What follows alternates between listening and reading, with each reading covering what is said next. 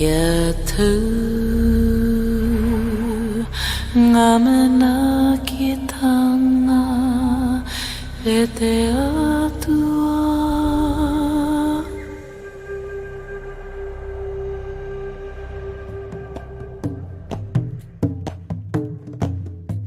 guardians of this land, the Maori, have a rich and powerful culture full of mystique and an oral history that tells of a colourful and ancient past.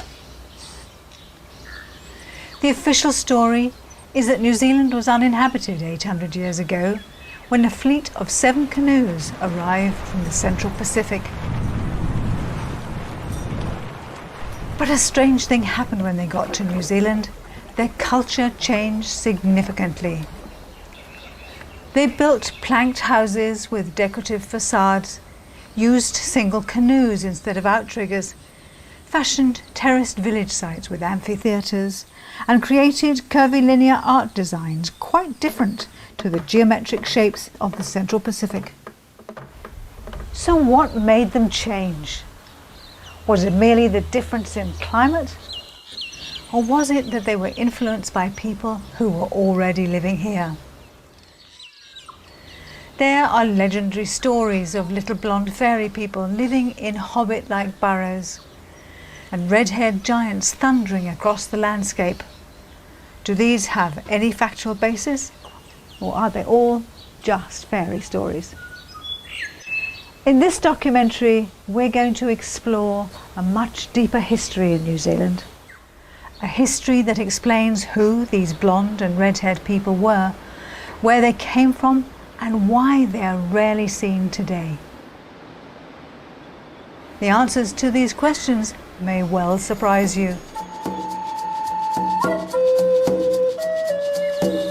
Let's start with a well-known Kiwi legend about the blonde-haired fairy people of the forest.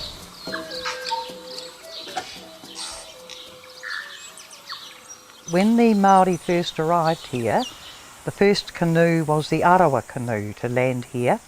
Captain was Tamata Kapua, who's buried here on our mountain.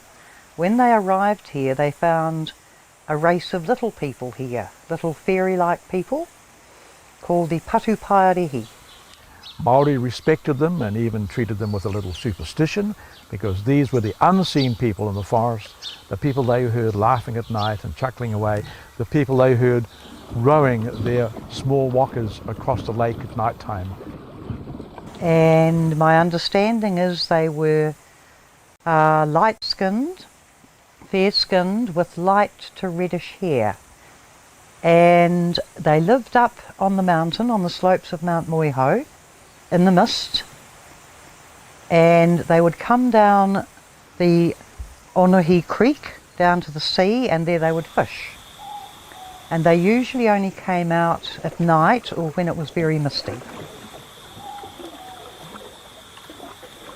It is believed that when Māori came to this land, there were certain things and skills they did not have, they didn't bring with them. These are things they learnt off the Patupaerehi. Now, the making of the fish nets was something which was a bit sneaky. There was a man, I think his name was Kahupua, and he was on a beach late one night, and he became aware of a number of people fishing in the dark and pulling on what turned out to be a net. He was able to join with these people pulling this net in, and it was full of fish. As it came in, it was getting close to dawn, and suddenly the people, as the first light started to shine, they turned around, saw that there was a person who was not one of them, and also the first light of the sun in the morning is a time where Patupaerehi take off back into the forest away from the sun. So they abandoned their catch, abandoned the fishing net. And this young man looked at it and said, we can use this ourselves. The Patupaerehi also taught Māori the cat's cradle. Also, a Māori flute, the putarino, a very, very simple device carved from wood. And it is believed that the Patupaerehi, the fairy folk of the forest, taught Māori how to make the putarino. And they were a magical people. They would bewitch people, they put a spell on them, particularly women. and they would lure the woman away with this flute music, and they would never be seen again. And even now there's some bushmen who go up and work on the slopes of the mountain, and I've heard they say when it's misty sometimes they can just hear voices, they can hear people talking. Did they exist as a small race of people, or were they indeed a fairy race of people?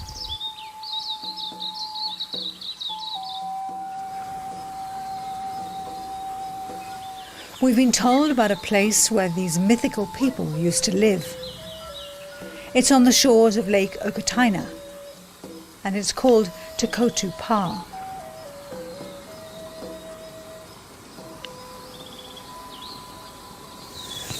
I'll try and get out of here without doing old people noises. I could have easily slept in there, and it's actually a joiner, so maybe it was a double home for the pre-Te Arawa people who would have hidden from their enemies. Archaeologists say that there are storage sheds, but my feeling is this was a village site. There are hundreds along here. There are those that are much larger, probably family size, but not for tall people. As well as the Patuparaiahe, there's another group of fair-skinned people known as the Turahu. What do we know about them? In areas like Te Papakanga Park out towards Thames, there's a Turahu village, and on the sign out there describing Maori oral traditions of the area, they speak of very small people with golden hair. They had a beautiful freshwater stream that ran through the village. They cut a trench from a higher point of the stream right across their arable land to provide water for their agriculture. In the valley they've got two very nice amphitheatres that they've carved out of the hill where the acoustics were wonderful. These simple kinds of amphitheatres are found all over New Zealand. And based on Maori oral traditions, the people used to go to these places like the amphitheatres and speak and sing very loudly.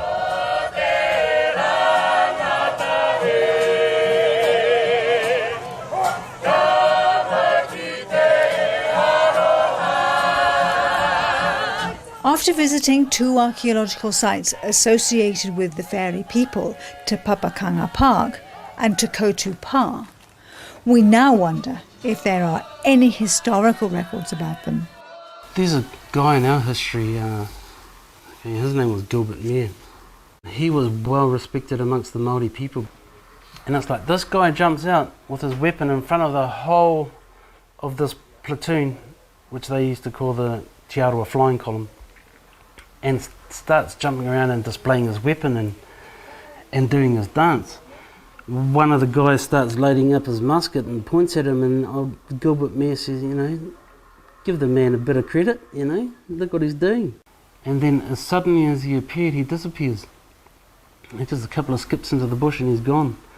What is sort of interesting is that this guy was fair as white. But the other thing was fully facial tattoo, Māori tattoo. Also the legs, everything, So the interesting thing is there's a very, very tall white person brandishing a Māori taiaha with a fully facial tattoo, which was only for the ones of high rank. People think everyone got tattoos in the old days. They're wrong. 5 to 10% at the most. You had to be something to deserve, especially a facial tattoo. I was just about to mention old Maggie Papakuta. She was probably, or is the most famous of all our guides. She was basically what you call a puhi ariki, which means very chiefly woman. Anyway, she wrote a book called The Old Time Māori, and it's probably the best reference for what went on in the old days anywhere. And it was funny to hear because when I read it, it's like she mentions waka blondes, You get the word blondes because of a family in here that are all fair-skinned and all blonde-haired. she mentions in this book that her best friend was a little girl called Puti Puti. She was fair, she had blonde hair, and there's even a picture of her in this book. Puti Puti's father was of the tangata whenua or the Urikehu clans, okay, which were the people that were basically here before we got here, okay. Well known to be, you know, tall, fair-skinned, definitely not little fairies. This lady, Puti Puti's father, was of that clan. They lived on top of the mountain up the back here, the most sacred of all our mountains in the whole area is Nongataha. The name of their village was called Te Tuahu o Te Atua, which means the praying place to the gods. And that's basically where the Patu Paiari here lived. It's still up there. You know, we used to go out there when we were kids. And it's like you can still see the mounds, you know, that sort of thing. And as for the whānau that are in here, the Tōnahis, or the Tōnahi, they are still around. They're all still blonde. Whether these people real or not, they were. We've got a family, you know, who descend from them. Yep. And I have 3 nieces who were born with red hair as well, but brighter than his. We've got people in New Zealand who were once described as the Waka Blondes. And these are people who have a different lineage than the Polynesian people. And I grew up with many of them. I knew many of them in my formative years, worked with them on work gangs. They were the people with red hair, freckled faces. They were distributed throughout New Zealand, and they were Maori, but they had come through a completely different lineage. And a lot of them actually have very traceable whakapapa that's much, much older than any of the Polynesian Maori whakapapa, and they know where they came from. I know one individual, an old kuia, a very dignified lady, who claims to come out of Persia.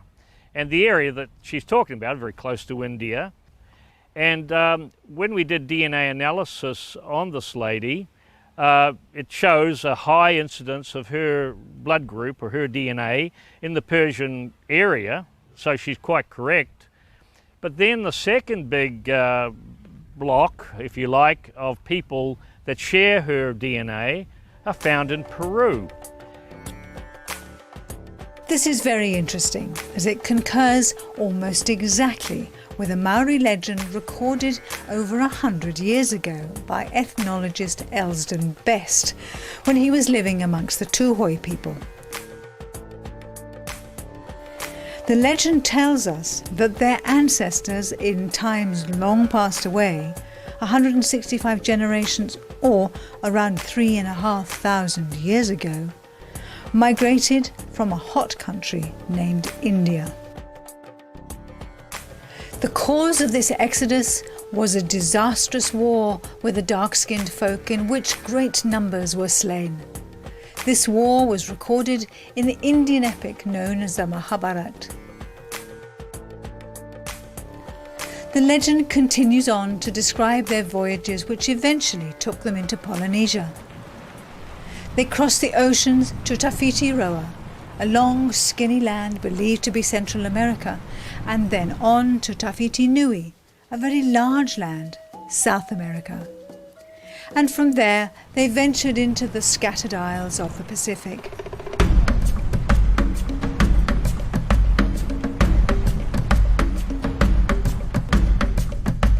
This Tūhoe story describes a very different history to the one that asserts that the Polynesians came from Taiwan, and it could even turn Pacific prehistory on its head.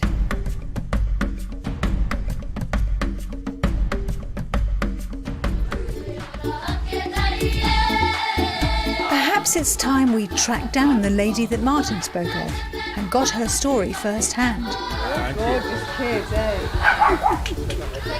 We've always believed, from the history that was handed down by Piki Te Piki Kōtuku, our great-great-grandfather, that we came from this ancient place outside of Egypt named ancient Persia. Today it is named Iran or Iran, whichever way you want to say it.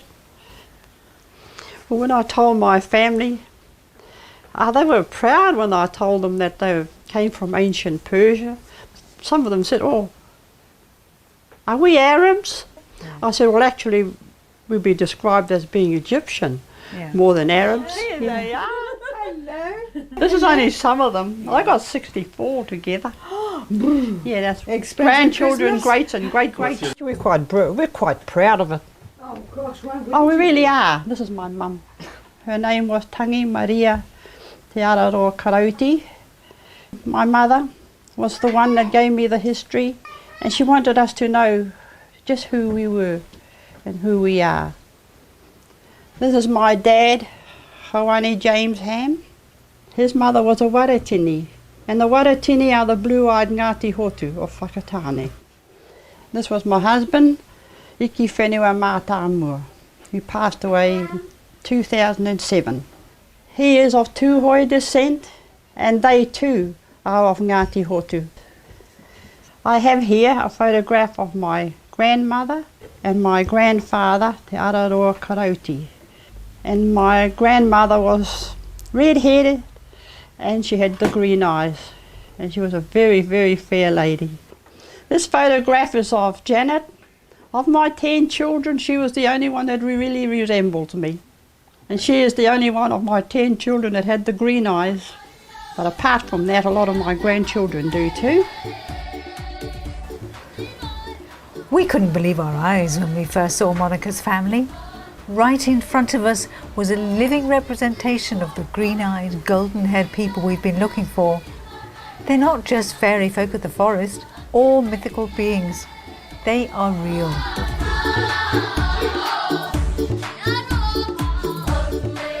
We wonder what motivated Monica to publish her story.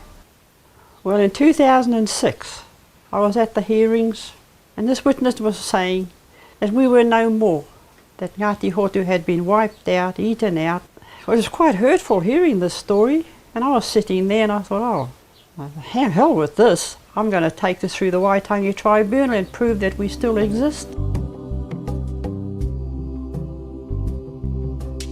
And I gave my history, the history that was handed down from Te Piki Kōtuku, and the judge at the time, which was Judge Wainwright, she put it on the internet and it went worldwide, and there was a lot of hits came back from everywhere who knew of the people of Ngāti Hotu, and it was seen by the E-Local magazine, who took up the story. And from there I did my DNA with the Geographical Society DNA Registrar, and that DNA was sent to America to be analysed, and it proved that we were of Ngāti Hotu, and every bit of the history I gave at the Waitangi tribunals was correct word to word. And my DNA took me, it went to Germany, into Russia, America, among the Inca people. Now, in Peru, there's a cave there. There's painting in the caves that depict the Ngāti Hotu people being chased out and getting into their boats. But to me, from my DNA, we came straight here after leaving Peru, after being driven out. In South America, there is plenty of evidence of native people with golden hair and green eyes. For example, the Oricano, the Paracas redheads, and the Chachapoya blonde-headed cloud people of the Andes. But another place I know they did go to, definitely, was Mexico, because in Mexico they found an ancient old tiki. So the tiki is not a Maori emblem, it belonged to the Ngāti Hotu people. And Mexico is in my DNA. Another thing they brought with them was the thing they put up on the teko of a man doing, with his tongue hanging out and stark naked, Bess, and that's right, it was named Bess. Yeah. Little bit of a joke of man. It is an Egyptian emblem. It's not Maori at all. Monica showed us this wood carving with Bess on it, which was found in a swamp near Kaitaia. What caught our attention was the Birdman motif at each end. This is a motif believed to be unique to Easter Island. This island, according to local legend, was discovered by a red-haired Peruvian leader or matua named Hotu Matua. Hotumatua, who shares Monica's tribal name Hotu, is said to have brought 67 Orongo tablets from Peru, a record of their history as a nation. These were written in a script almost identical to one in the Middle East that was abandoned after a war that destroyed the Indus civilization 3,500 years ago. The war that forced Monica's ancestors to flee. When Dr. A. Carroll deciphered one of these tablets in 1892, it showed that it contained a record of many wars in Peru prior to Hotumatua's escape to Easter Island.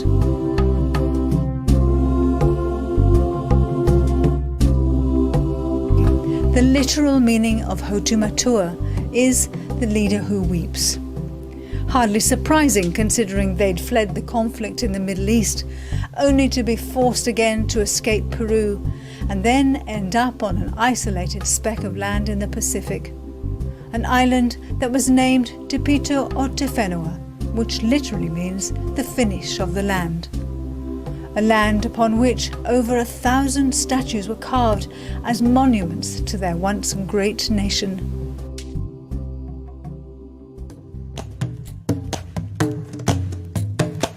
Hotumatua's descendants eventually went on to colonize many islands in the Pacific, taking with them South American plants such as the pineapple, pawpaw and sweet potato. They also took with them the remnants of their Middle Eastern culture. This may help solve many mysteries about the connections between the Middle East, the Americas and the Pacific.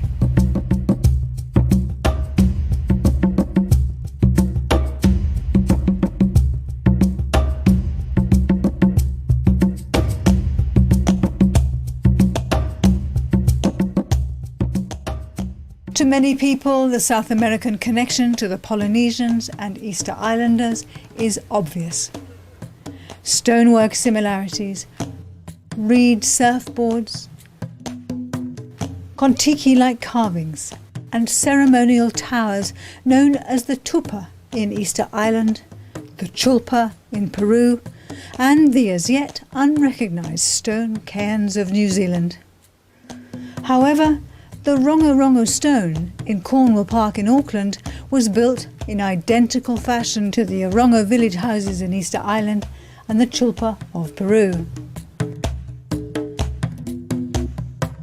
This is the Rongo stone, and it's come down off one of the Auckland hills.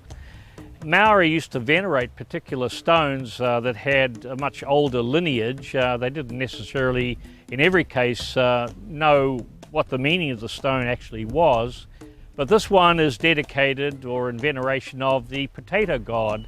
And in our museums around the Auckland area especially, we have many of the potato god statues.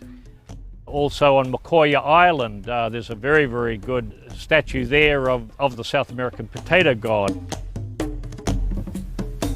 Legend also has it that Orongo had red hair and was from Easter Island. When he arrived with the Kumara, where did he land? I'm in a place called Orongo Bay. Now, Orongo Bay is situated in the Bay of Islands on the east side of North Island of New Zealand. And had anybody been sailing to this location from the Eastern Pacific, this would have been a truly perfect place to land. There's mangrove forests full of fish and food, and they would have been able to feed their people very easily. Orongo, after whom the bay is named, is one such sailor.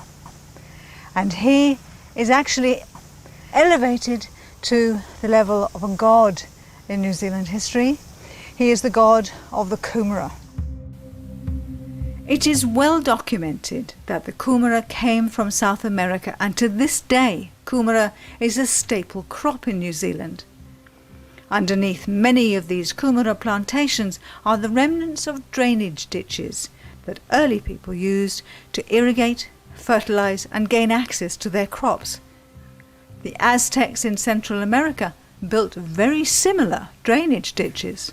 they're draining these swamps for some unknown reason in the early days, or whether they were a passage for boats, you know, to come up. But there was evidence on this peninsula down here of those, but due to the kumara cultivation and the farming and operation, nothing there. But apparently there's supposed to be still some up Ahipara, up Kaitaia. Not far inland from Orongo Bay, set amongst the kumara fields of Northland, is a power site called Te Ahuahu. This name refers to the gods of Easter Island, Aku Aku. This is Great Mercury Island, or Ahuahu, where traditionally the Māori grew kumara, which was then transported to the mainland and traded. This evidence clearly connects New Zealand to Easter Island, but are there any people who can attest to that? Yes, there are. There is a founding tribe who say they come from Easter Island, and their name is the Waitaha.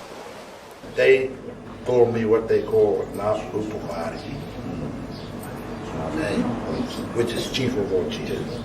My full name is Hori Kupuna Manuka Manuka, but they call me George Conley. And I come from the Kaipara here. My tupeness went right back into Waitaha.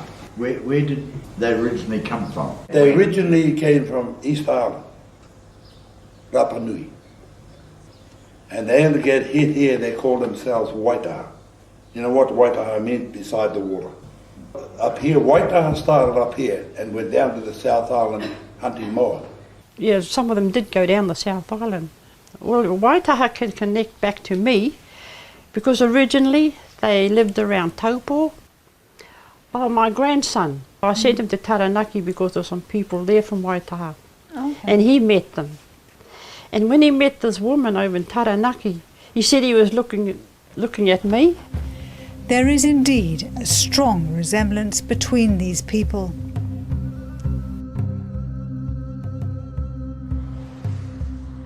While we were driving around New Zealand, not only did we see signs pertaining to Easter Island, but also in both South and North Islands, the extensive evidence of Waitaha presence. Noel Hilliam added this to the Waitaha story. Oh, that's the Waitaha carbon that originally Maxine found. Why do we think that's the Waitaha carbon? What is it about it that's Waitaha? Because it's got a 5-fingered hand, and the style of carving, and also the old Waitaha lady that got hold of me, where the village was, when we go down there and exactly where Maxine found the carving. Waitaha is the name of the people who have been in this land for many, many generations. 67 generations ago, Rakai Hautu arrived here. The Waitaha people were here for many, many years before the arrival of large numbers of Maori people.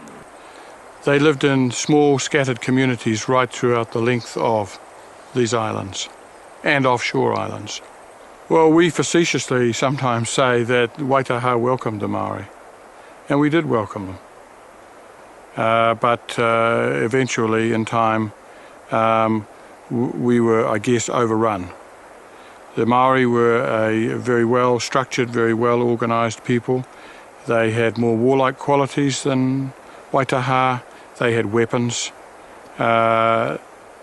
They very quickly understood from the teachings of Waitaha how to exist in this landscape that we call New Zealand. And so in time, Waitaha moved further and further back into the background. And because the last remnant populations were in scattered places, and because the colonial historians who came to these lands didn't ask, didn't inquire, the stories have remained in the shadows. Barry Brailsford, writer and historian, has studied the oral history of the Waitaha for many years. And when this story began, when the elders called me to tell the story of Waitaha, to bring it out for the first time, they said it's a very multicultural story. It has huge strands that intertwine. And a lot of people won't believe a bit of it. But it's the truth of our lives. But they're all in songs. They're all in chants. And they're held within places we call houses of wānanga, storehouses of knowledge. Within the wānanga there still remained over 3,000 chants that carried the old law, that described everything of their history, their past, that described their relationship with all around them. That was the core of their life. The first time I wanted to sit with them, the first time I was invited to sit to them, unfortunately was rather late at night. And they said, who do you want to hear about?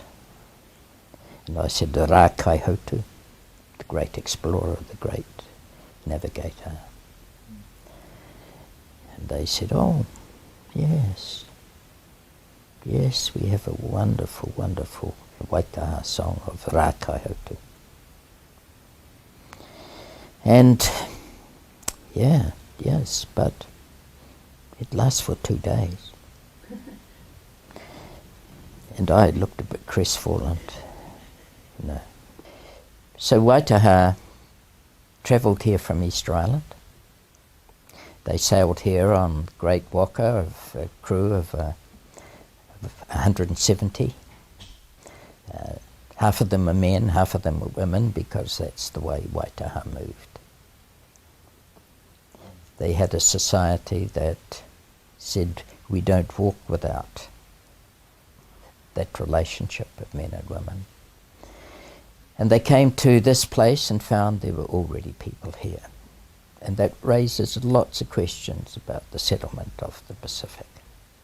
And they brought a culture of peace and established that here.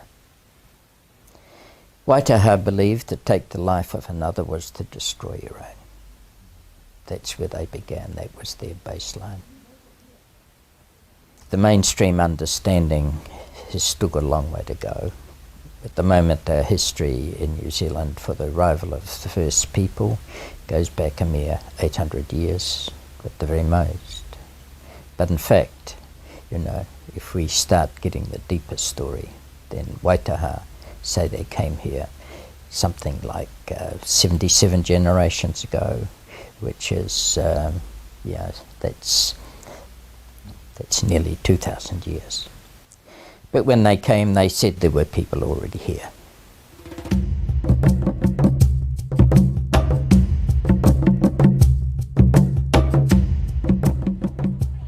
Well, Kupe described them as a fair nation of people.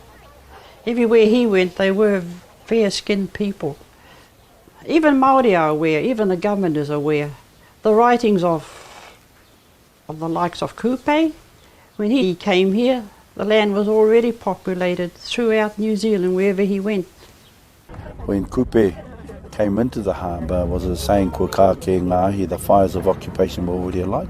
And the people that were here before Kupe arrived were known as Te Kāhui Maunga, which actually just confirms, not only for us, but for other iwi that say they were here before the waka migrants, that we were here.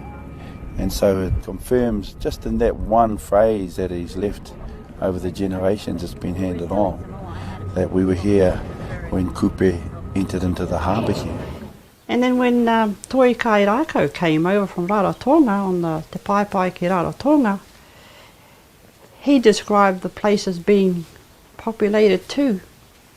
And Toi did describe them as being very fair. Well, he called them as being white actually, and they had red hair and green eyes. Toi came here looking for his grandson, Whatonga.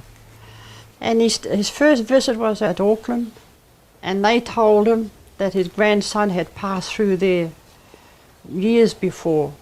So he sailed on and he landed at Whakatane. And when he stopped there, there was already tribes living there. And there were two different tribes. There was a dark race and the Ngāti Hotu people. And only the Ngāti Hotu people fed them because they were starving. And on board his ship he had two sisters. These two sisters were Hinawai sisters. And these sisters married the two Ngāti Hotu chiefs living there. And today that is our tribe.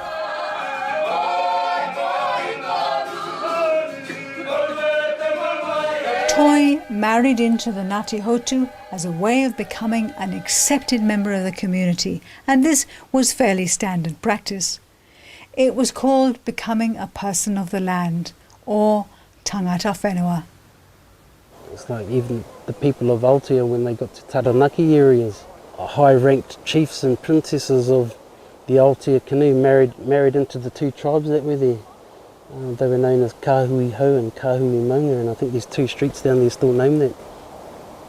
This would make you official to the land. If you weren't tangata whenua, then you were like a visitor. You had to check in and check out sort of thing. So it seems that intermarriage between the native redhead population and the newly arrived black-haired Polynesians formed the basis of New Zealand's heritage.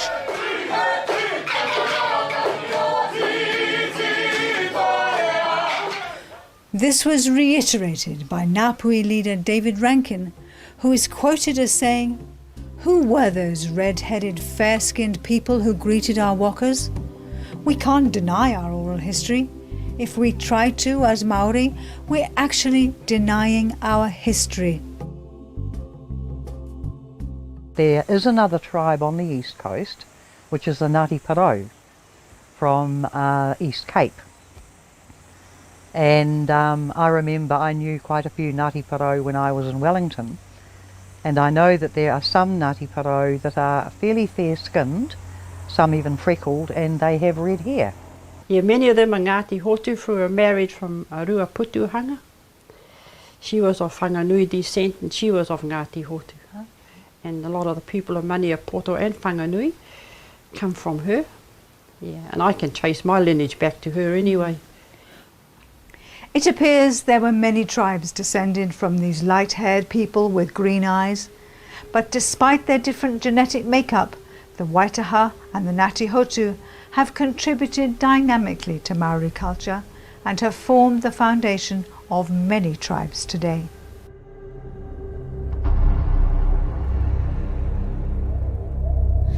Kia tū ngā mana ki tanga e te atua.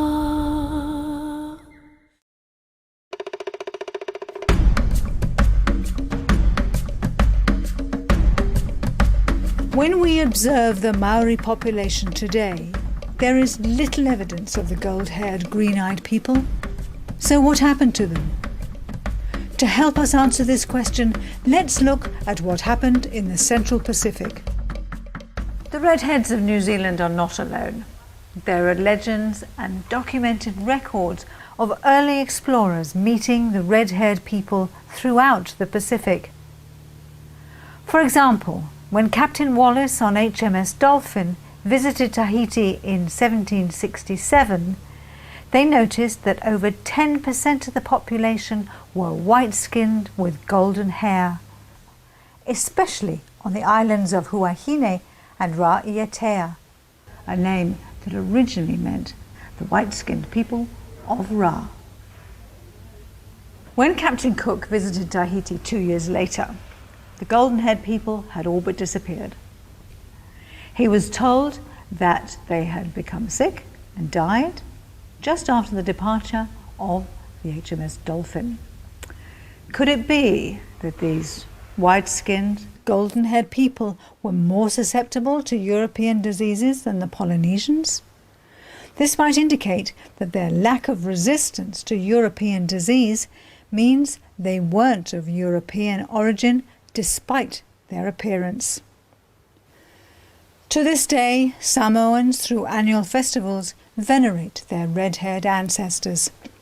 Some of these were peace-loving, but others, under the reign of Batuku the Longskull, were bloodthirsty cannibals who lived on a bay called the Putrefaction of Men. These cannibals would prey upon the peaceful people of Tonga and Futuna.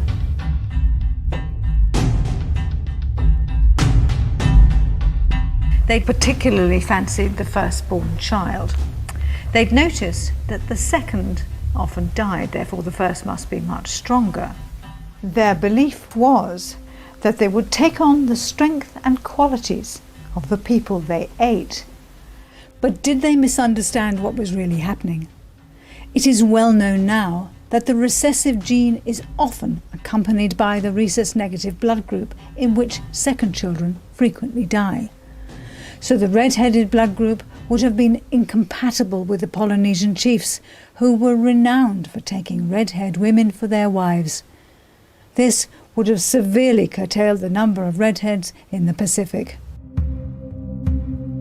Patuku's reign of terror was brought to an end in the 13th century when Polynesian chief Savea rid Samoa of those barbarous fair-skinned savages. Unfortunately, the peace-loving redheads of Easter Island and New Zealand may have been caught up in the aftermath of this war.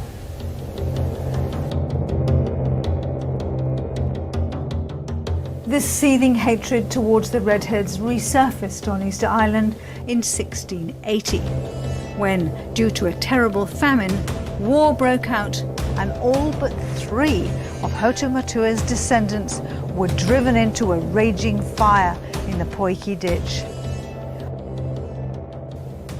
Only one male, Aurorina, remained to perpetuate the redheads on Easter Island, who are still fighting for their survival today.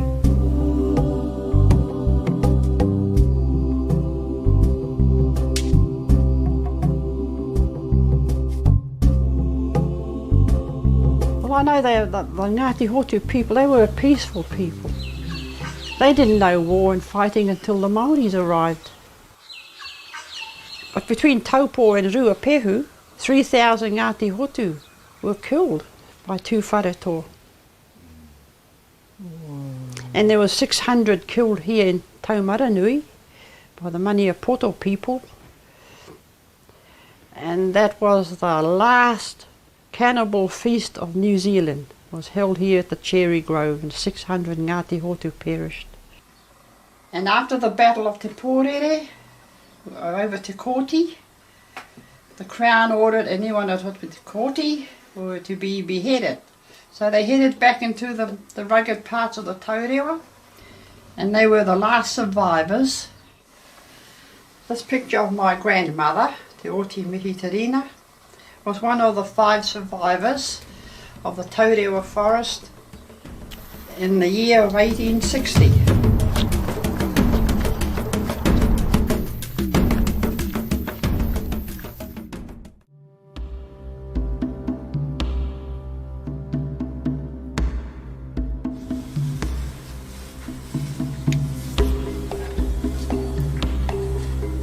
This is one of the caves that had all the skeletons of the Turihu Waitaha people stacked in.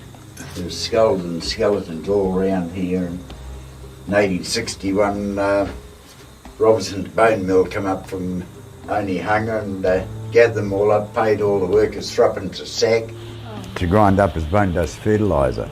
And they were all shipped out of Te Kaupuru here. The Armed Constabulary were there, and they counted these skulls in each sack, and they estimate at least 60,000 skeletons were recovered from just this one region. And fortunately, they didn't get them all. There's a couple of caves with these fellows in. The Turihu, the coffin's about 5 foot long, made out of New Zealand kauri.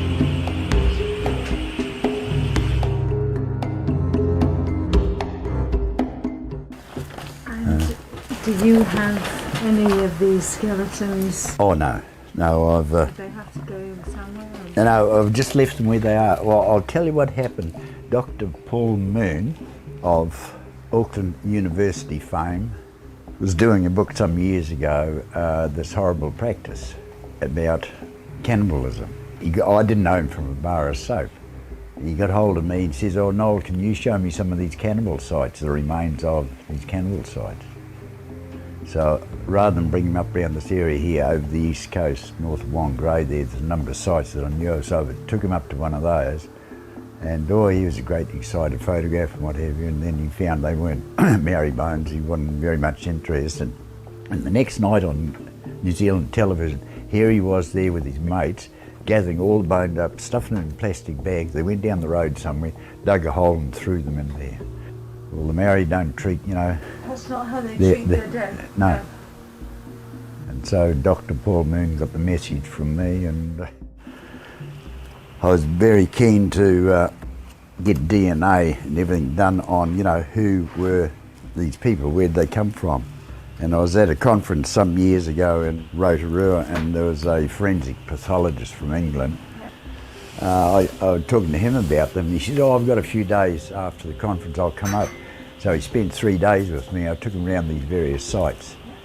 There's just one of the many sites. I took him to about 5 different sites. And so he started examining them, and what he was staggered was the tree panning in the skulls. And he says, "Oh, this one lived, this one died." I said, "How do you do that?" And he showed me how to put your finger in it and run your finger around. If there was a ridge, they lived, they survived. If it was just straight, they died. But you can imagine laying on the ground and boring a hole in the skull. But this is an old Egyptian, Greek practice, tree panning. Small people? Oh yeah, about 4 foot, 4'3". And well, you see the skeletons, he examined them all, measured them, and he took an eye tooth to England. And 18 months later, he says, "Noel, those are ancient Celtic people living in Wales 3,500 years ago. This is where they originated from." This is not the only genetic information that links the fair-skinned Maori to the Celts. Jean Dosset did a study on the redheads of Easter Island and found that their DNA was very close to the Basque and Welsh populations of ancient Europe. 2 more recent genetic studies have confirmed his findings. Not only did they have 16% ancient European ancestry, but they also had 8% Native American DNA. You go back to the islands, you're not going to see the swirling, the intertwining things, Where does this come from? And it's like, man, I could translate that and make it look exactly like a Celtic pattern. So we had to be influenced by peoples or surroundings that were already here. We had at least 3 distinct groups of the Patupaiarehe. Some were very, very tall. They seemed to occupy the whole west coast and areas inland. I think their big skulls have been found over at Otrahonga in the limestone country. Whenever these skeletons are found, they're turned over to iwi and destroyed. Martin went on to tell us about the Raglan giants, so we're heading there now to see what we can find. When we arrived at Raglan Harbour, we noticed some flat-topped hills that, according to the local Maori, were fashioned by red-haired giants. These people also lived on the coast at the foot of their sacred mountain, Karioi. In a battle with the marauding Tainui, they were driven over the edge at Tototo Gorge, and their bones littered the base of the cliffs.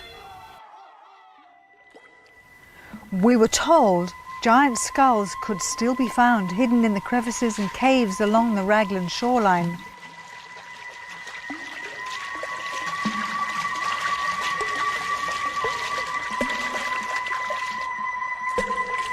It is said their heads were the size of pumpkins and their jaws could fit around one's own with over an inch to spare.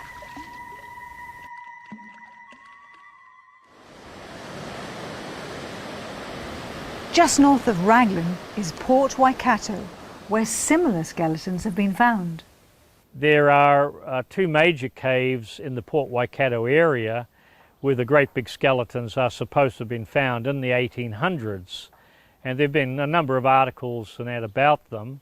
But I think a female skeleton out there was somewhere in the vicinity of 7 foot or a little bit over, and there were some male skeletons found that were taller than that. People who actually went into the cave reported that there were skeletons way down in the cave, which were quite tall humans, and also they had remnants of red hair on their skulls. We have researched that area ourselves, trying to find the location of the cave which they covered in, but over a long period of time, how would you ever be able to find where they'd blown the cave up? And there's no one around today that can tell us. In our search for skeletons, we heard about a cave burial on the shores of Lake Okataina. We were told there were 2 bound skeletons guarding a canoe surrounded by poisonous tutu berries. In the canoe lay a cloaked red-haired chief wearing a large tiki. After a painstaking scramble through ancient kawa forest, past giant puriri and karaka trees, we finally found it. Only to discover that almost everything had been destroyed except for a small section of a highly decorated burial canoe.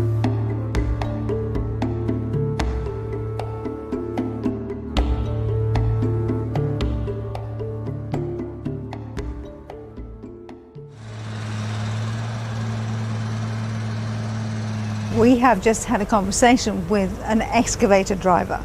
He was doing an excavation up in Northland, and he was clearing the ground, and he saw what he thought looked like some white footballs in the ground. So he cleared a little bit around these white footballs and found them to be skulls. He didn't feel good about this at all, so he called the Auckland Museum, and there he was told by a person that there was absolutely nothing they could do at the museum because the local iwi or tribes had no interest in these skeletons because they were not of their era or of their clan, and that so tied was the curator's hands that he explained to our digger driver friend that there were over 2,000 of these skeletons that had been found hunched in a fetal position and bound, and yet buried north of Russell in a place called Awanui, and they simply had to be excavated over the top of. There was nothing they could do.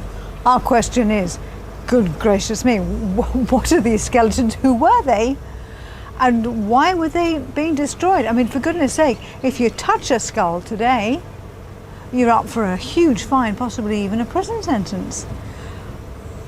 What is going on that it was all right to just continue excavating over the top of these skeletons? This almost seems, well, A, it's hypocritical, but B, it's almost criminal.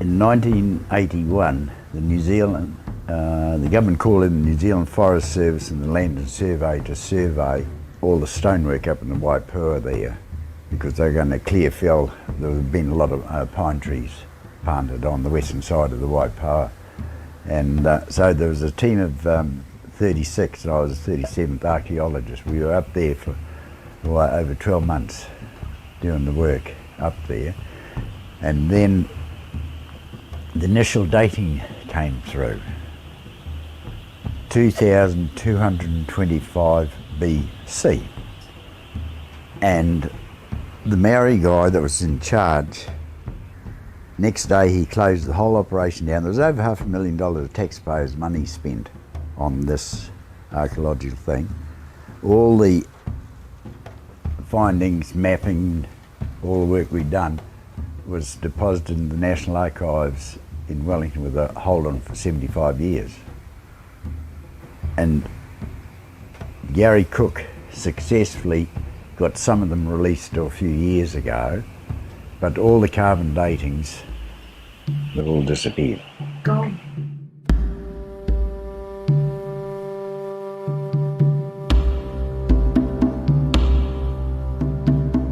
There's one of the walls that we exposed up in the Waipoa there, and the top of that wall was ground level.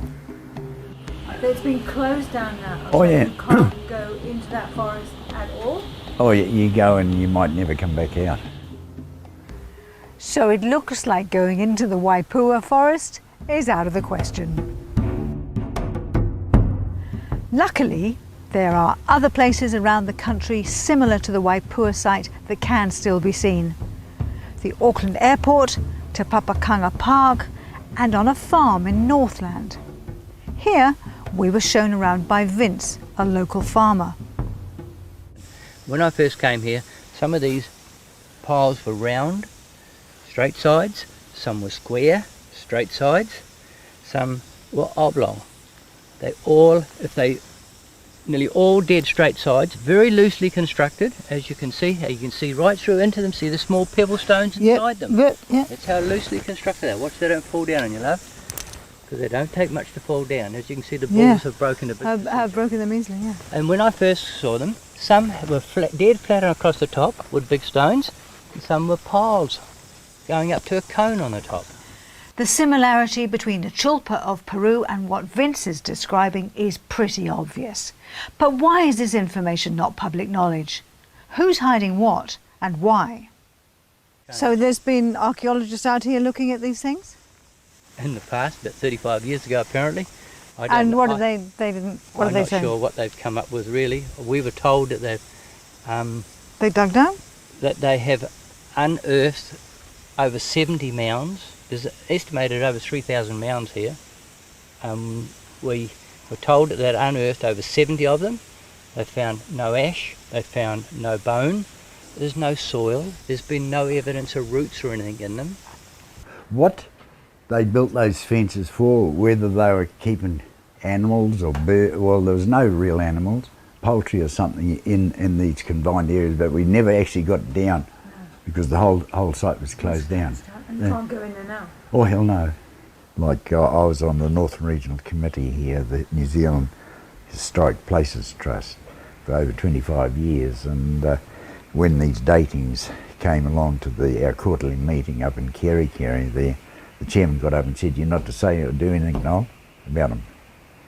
I said, "Thanks," got up and thanked him very much, and I resign here and now on the spot. I won't have anything more to do with the Historical Places Trust. But through the cover-up of what happened in the Waipoa, this guy did hand in his ticket. One of the honest guys that, knew the facts and that, and this bullshit that goes on. And my particular generation and those before me here in New Zealand were raised with a particular kind of history. And it's in all of our old history books. Maori, Kamatwas, Tohungas were very open about their history, and they shared it with the colonial anthropologists or archaeologists who came through. And you found that the old people, if they thought you were worth talking to, would take you aside and they'd tell you all the old stories. So we just knew what the history of the country was directly from the Maori kuias and elders themselves. Came back to New Zealand in 1974 and noted that there was sort of an enforced amnesia being put over the people of the country, where we just weren't allowed to know that old history anymore.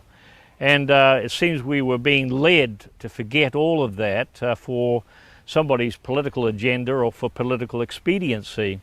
And I knew it to be false, and I watched as our older history books were taken off the shelves of the libraries and replaced by sort of a new wave of Marxist history books that negated all of that former truth. And mind you, all these books that have been written up of Ngāti Hotu, they all go to the fiction shelf today. A great many people say we don't exist. The law of this land says we don't exist. The Minister of Treaty Settlements says we don't exist. But we are here, our oral traditions are here, still alive and well, and resting with people who are carrying on that tradition. Ana, he momo kōrero, kei raro I te motu whāre ki tēnā. E kōrero e ore ore tonu ana. Underneath our earthen counterpane still lurks the history that has yet to be told, not only within here, within Te Atiawa, but right throughout New Zealand. We've got a dynamic history. Allow us to share it. Allow us to share it. We've kept our history to ourselves. We would never had told it. There's no use telling it because no one would believe you. They just think you're a crank and a nut pot. But this is what is going on, you know. Our institutions and the brainwashing is going on. They've rewritten New Zealand's history. From Wellington? Yeah. And that's Kiwi or? Oh, it's governmental, departmental control. They don't want anything pre-Maori or pre-Tasman to come out. It was easier to sweep us under the carpet. Because today our fight is really against the Crown, not the Waitangi Tribunal itself, or the people. You can't blame the people when they got, you know, when they've got the power behind them. If we could have a Royal Commission inquiry and get the true, you know, academics in New Zealand and the groundwork people, do a complete, all the evidence is there. As Noel says, it is imperative that we have a Royal Commission to make public this vital history that at present is being denied. There's no doubt that there were earlier people living here who were either red or golden-haired. Now, what would it take to give the Ngāti Hotu and the Waitaha people back their rightful position and place as the foundation of Maori culture in New Zealand, and stop this fascinating history from being lost forever? Kia tū ngā mana ki tanga re te atua.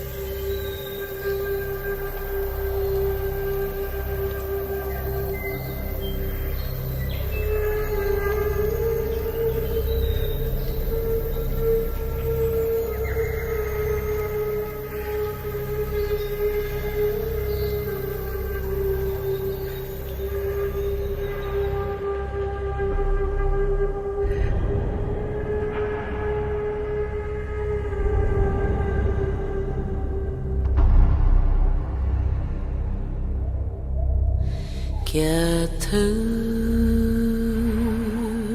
ngā mana ki tanga re te atua.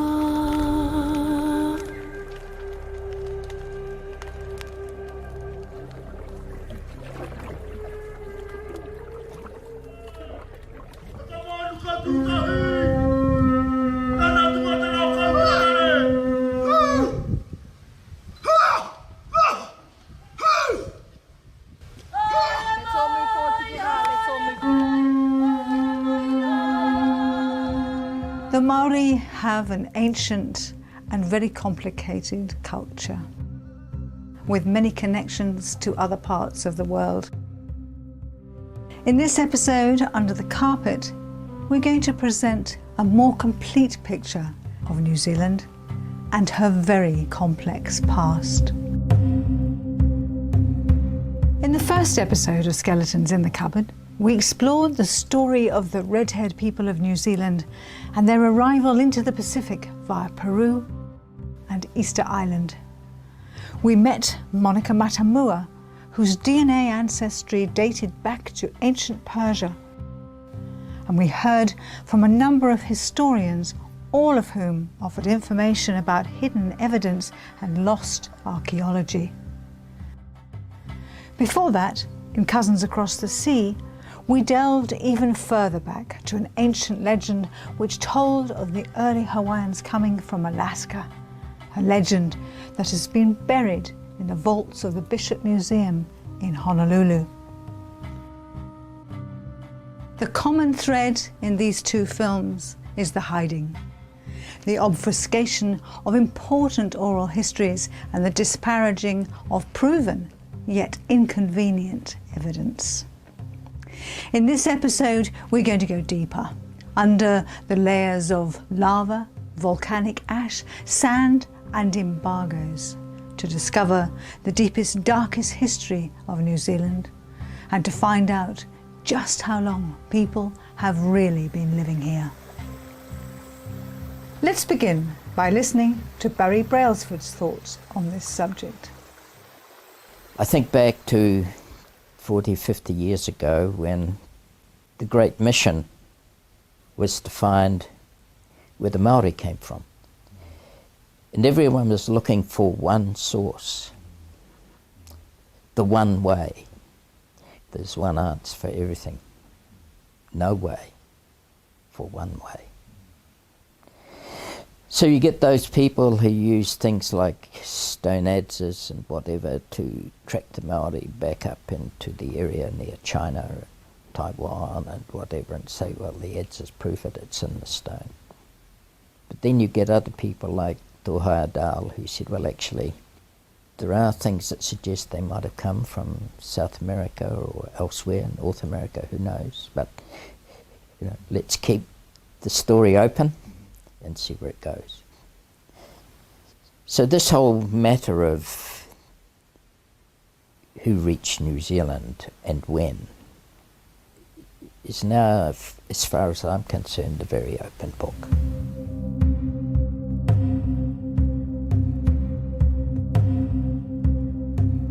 Another author, Gary Cook, who is also interested in this early history, agrees it's a very open book. Right, it certainly is. The Secret Land of People Before was a book which was inspired by the fact that for many, many years, from a very, very young boy, I'd heard stories of the fact that there may have been other people living in New Zealand prior to the people we know as Māori coming to this land. In our research, we started to discover that there was archival material in libraries and museums around the country in the form of early writings by anthropologists and early explorers in this land, in the forms of diaries and reports in the journals of the Polynesian Society and the transactions of the New Zealand Institute. And we went through what I call the discarded history. The historians of today don't recognise. And we came up with this book, The People Before.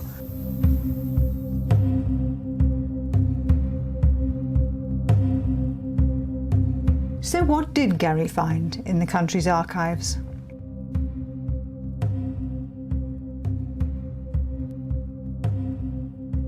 An amazing event took place in 1874 in Auckland, right in the centre of what is now Auckland City. And workmen were working in a street called Coburg Street, which is now High Street, on the intersection of Wellesley Street, right near, outside where the present-day art gallery is. Behind the art gallery, of course, is Albert Park. And it's well known by a lot of people that Albert Park was a volcanic vent which extruded lava many, many thousands of years ago. So the workmen were putting in this deep trench. They went down many, many feet. They chipped away through 2 different lava flows, and they had an engineer with them, and he actually did drawings as they went down through the layers, through the clays and the lava. They got below the last lava flow, and lo and behold, there was a blackened tree stump there. Alongside the tree stump was an adze. And they pulled the tree stump out to examine it further because it had been cut. And it was a manuka tree, and it was quite a wide girth.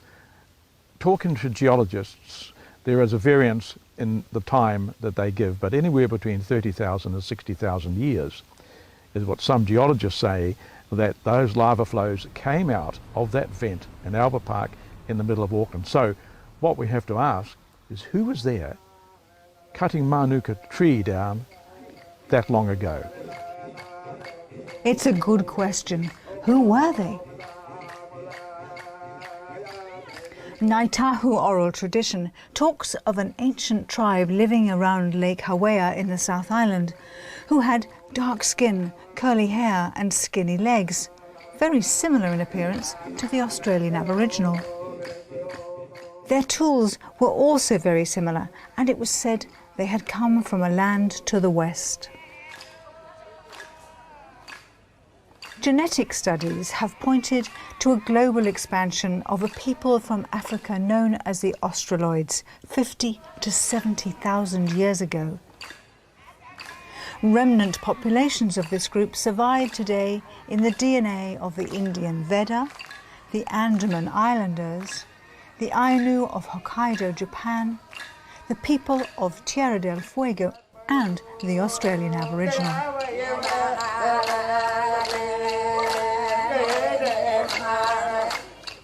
The Chatham Islanders, or the Moriori, are believed to be a relic population of the early inhabitants of New Zealand, and in this picture they do resemble the Australian Aboriginal. Ngāi Tahu also assert that these people live on in their DNA to this day. But much has happened in the last 40,000 years.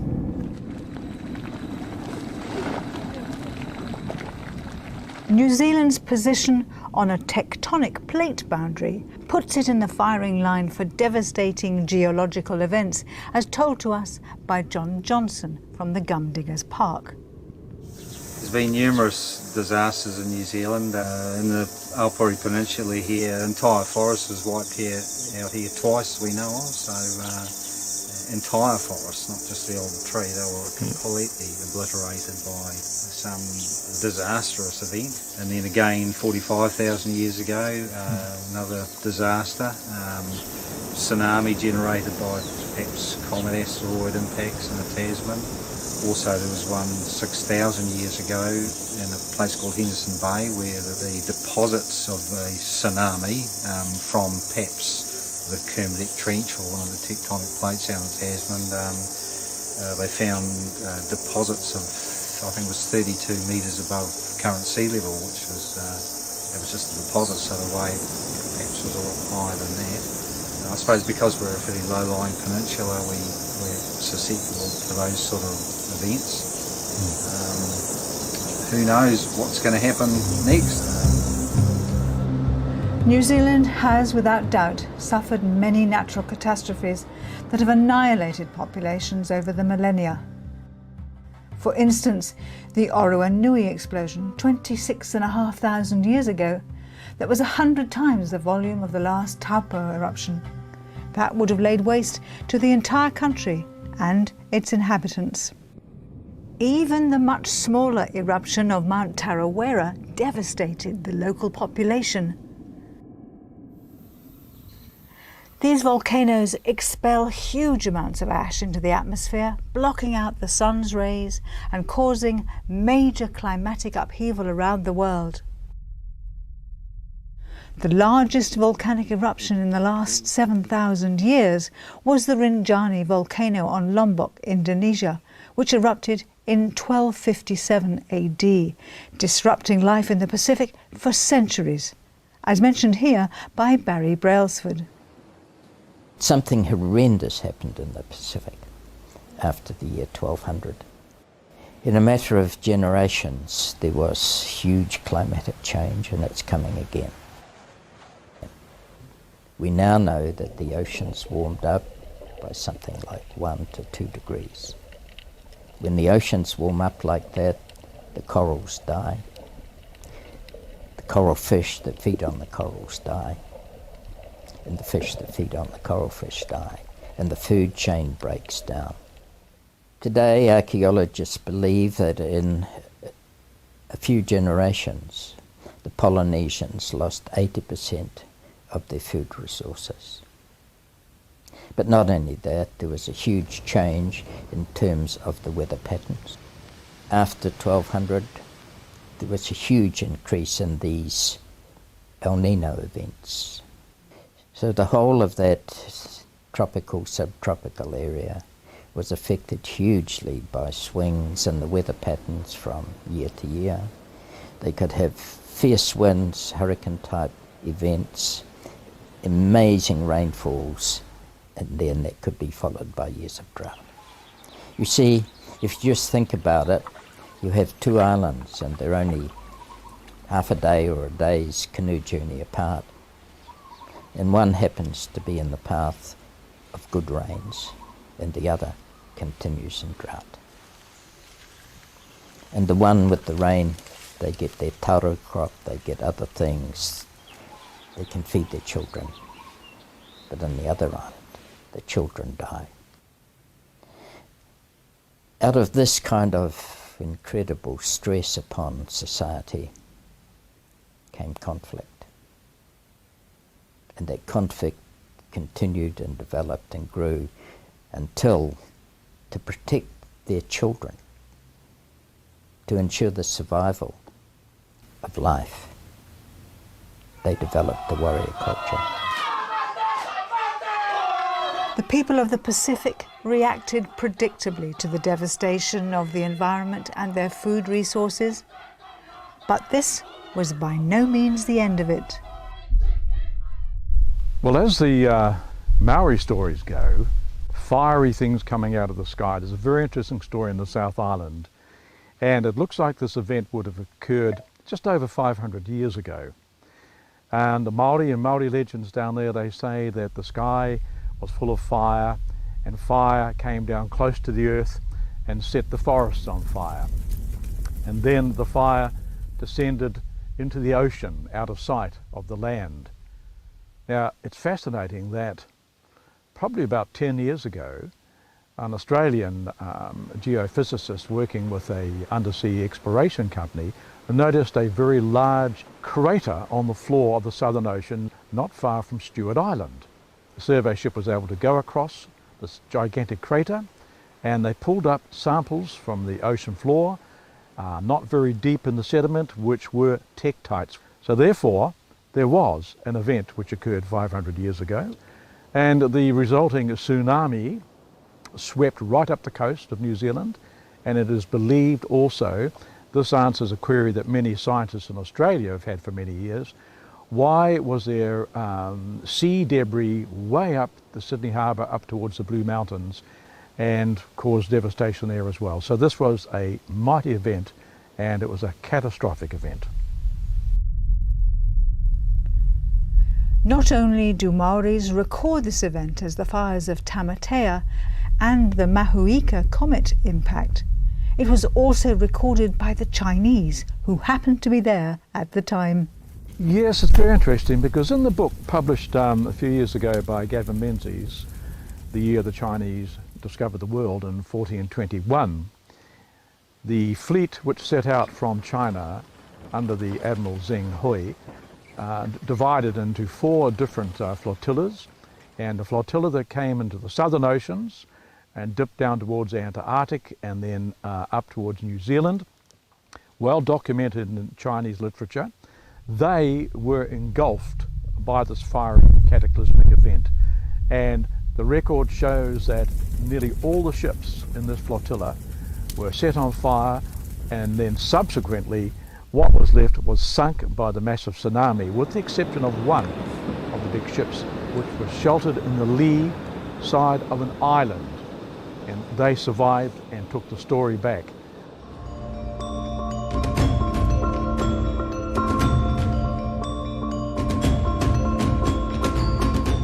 What evidence is there that the Chinese visited New Zealand? On the northern side of the Hokianga, there is, up in the ridge wall, they call it an ancient Chinese fort. There's a passage, it's carved out of limestone, rooms off and what have you, about 150 metres long. But unfortunately it's all covered with sand now and pine tree. But down in the valley below that, 1902, old Percy Harris was a kid. Him and another fellow rode over that side and came across all these plates and china and bronze cannon and what have you. Vince Heatley saw this with his own eyes when he was a child. This would have been 1959, 1960, thereabouts. Older brother and I, we were down at the sandhills at Okanoni, and we're looking out towards the sea.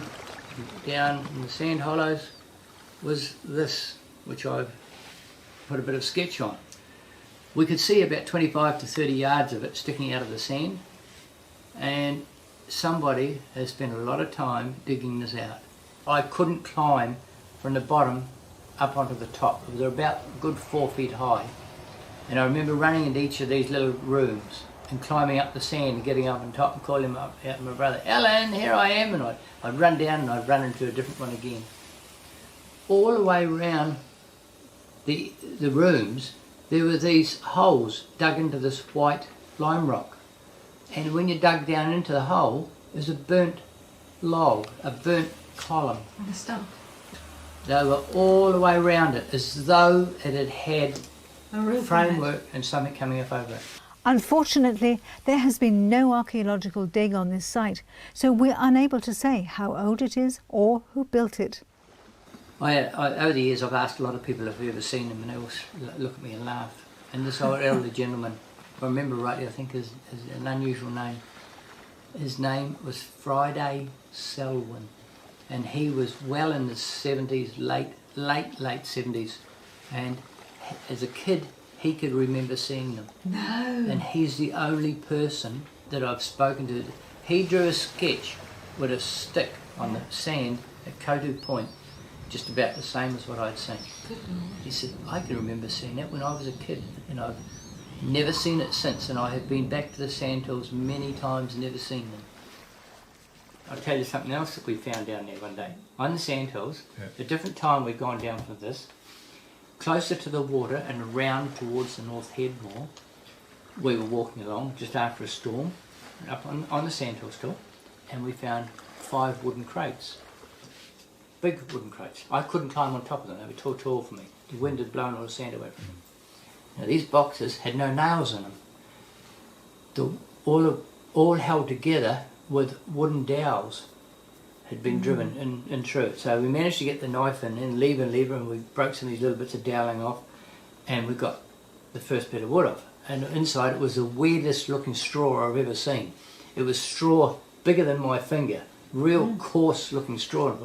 And next minute Alan picks up a plate and he says, "Look at this thing." And there's a white plate like this, and he says, "Look at these funny looking pictures."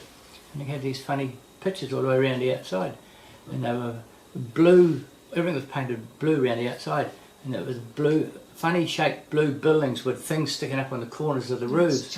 And I hold it up to the light, and next thing, you can see through this, look, there's the sun. We thought, bloody hell. Yeah. So we're looking at this thing there, and what are we going to do with these? And next thing, good frisbee, so I shouldn't tell you, should I? But I tell you, we made some unbelievable frisbees. You chuck one and we get another one out and we'll chuck it to see if we could break them. Well, we broke quite a few of them. But we had no idea the value of the things. God. We didn't know what they were. They were just somebody left great big boxes full of dinner plates there. Vince's description of translucent eggshell porcelain plates gives us a fairly good indication of its age, as this type of china was produced during the Ming dynasty from 1402 to 1424. So this fits in principle, with the Chinese voyages of 1421. But was this their only visit? On the coast here we've got 110 officially recorded wrecks. And I found another 57, and it's these unknown ones that, you know, I'm very, very interested in. And there was this washout in October, November, and one of my team was up the beach and saw these ribs sticking out.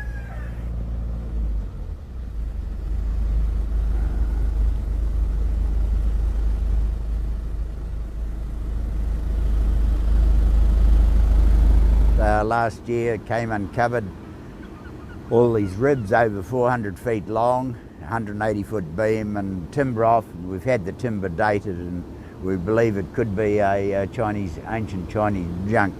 Yeah, buried in under the sand approximately where we are here. This is the top end of the ribs that were showing, and they went out on an angle out here to below low water mark, and we measured out 412 feet. And there was another one or two further out. And then over here, approximately 180 feet across, there was some of the the starboard ribs sticking out. Only out for 2 days. I got notified about it. We came up here the next morning, cut the sample timbers off. This is what I like to do with all shipwrecks, and get a country of origin and then get it dated. And 2 days later, the beach was like this again. We've been waiting for it to scour out again, but no such luck. This is a section of the top of one of the ribs, and we believe it's Chinese Yunmu. It's been dated in 3 different independent laboratories around the world, but they couldn't believe the bloody age of it. So they sent to two other independent laboratories around the world, and the timber comes out with a dating of 5,995 years old. But we're looking at the Dao dynasty, the Hermuda people.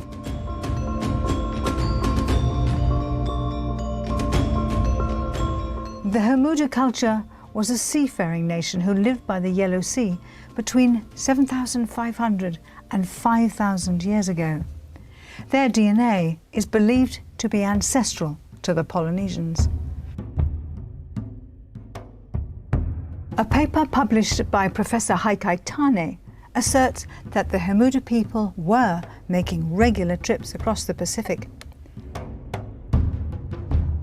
It had always been assumed that they sailed bamboo rafts with multiple centerboards, but the 400-foot-long shipwreck discovered by Noel Hilliam challenges our perception of the shipbuilding capabilities of these people. Please explain what that is. That is handmade, sun-dried fabric, complete with the Coolies logo on the end. They got a grain of rice for every one of these made. And where's that one from? Up near the timbers of this wreck on the coast here. Oh, true. But perhaps someone might be able to recognise the symbol, the family. Coincidentally, Hawaii Loa, the legendary discoverer of Hawaii, was from the Yellow Sea. According to ancient Hawaiian legend, his vessel was so big it was often called an island, and his voyages would last for over a year.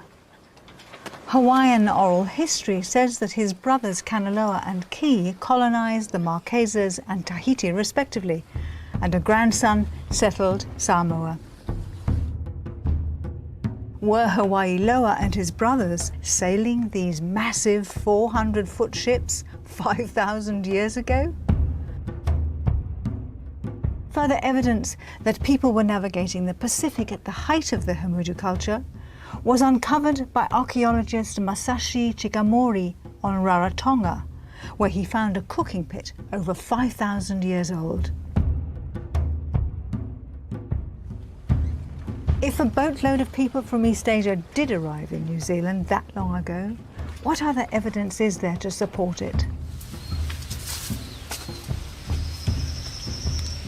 Professor Haikai Tane published a paper in China on the discovery of icons which were carved in a rock shelter in the South Island, which are ancient Taoist Chinese, which go back in New Zealand 4,500 years. The main feature of it was a New Zealand famous rock carving called the Rua Taniwha. And the Taniwha, of course, is a mythological figure in Maori stories, often depicted in a dragon-like form and quite a fearsome creature. So this was named the Rua Taniwha. No great mystery, because anthropologists today say that the people who came out of southern China 7,000 years ago are the Proto-Polynesians, the people that moved from southern China, southern Asia, up through the Pacific. Now, what Heike Tane found when he looked at the type of carving, he could see there were features which were familiar to him as a Taoist student. So he took copies of this drawing or the carving back to China to his teachers, who then sent it to other universities, to Taoist scholars, who then looked at the carving and said, we can read the symbology in this Rua Taniwha carving, and the carving itself, whilst it is a stylized figure, is actually a land map of the whole of the Waitaki Valley area, right from the coast, right up to Mount Cook, Mount Aorangi in the middle of the Alps. So here is an ancient map depicted on the roof of a rock overhang in the middle of the South Island. But the Chinese were not the only people to sail to New Zealand. Some extraordinary discoveries in Northland over the last century shine a light on previous visitors, but they have yet to be thoroughly investigated. They include a Tamil ship's bell that was used by the Ngāpuhi people as a cooking pot, and a boulder found on a farm that was covered in Sanskrit writing, suggesting a Hindu presence at some time in the past. Chalked it in, and the farmer that's on, that's up the Hokangu actually. He will not allow anyone near. He's the same as down here. Are these relics from shipwrecked sailors, or did these people actually contribute to Maori culture? Jason Phillips hints that the Hindu god Shiva lives on in folklore as Kiwa. We're the offspring of those who combed the long wavy hair of Kiwa. And Kiwa's the Pacific, the ocean, god of the ocean. It was said that our sea voyaging canoes were that fast as that they skimmed the top of the waves like a brush going through your hair. Jason associates the hair of Kiwa to the waters of the Pacific Ocean, which is an interesting parallel to the hair of Shiva, from which flows the sacred waters of the Ganges. Having heard about Indian connections and Chinese visits, we're now wondering what else there is to this complex story of prehistorical New Zealand.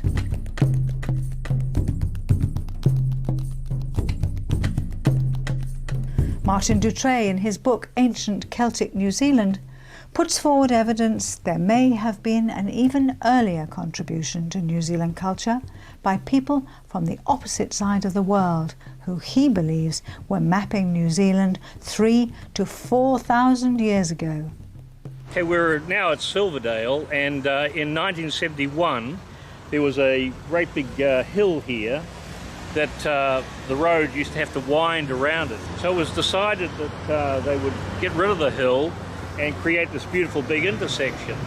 But as they brought the machines in at the very crown of the hill, they found a cluster of 12 massive concretion boulders right on the top of the hill. Well, it was a real enigma, because concretion boulders can only naturally form down in sea sediments. But these were at the top of a washed clay hill. So it was a real mystery at the time as to why they were there. Well, the reason that they were there is that they were part of a massive alignment system that runs right across the Auckland Isthmus. And we've traced that alignment system from Pukemore Hill in Huntly through to the Mount William Walkway. It then goes to Totara Park in Manukau. It then goes to a mound on the top of Mount Wellington. It then goes across North Head. It then moves on to Okura Ridge over this way, where they built a mound, a great big trig mound on the top of the ridge. And it then comes to here, where there were the 12 concretion boulders on top of the Silverdale Hill, where they could work out the distances to any of the land features from working from this mapping alignment.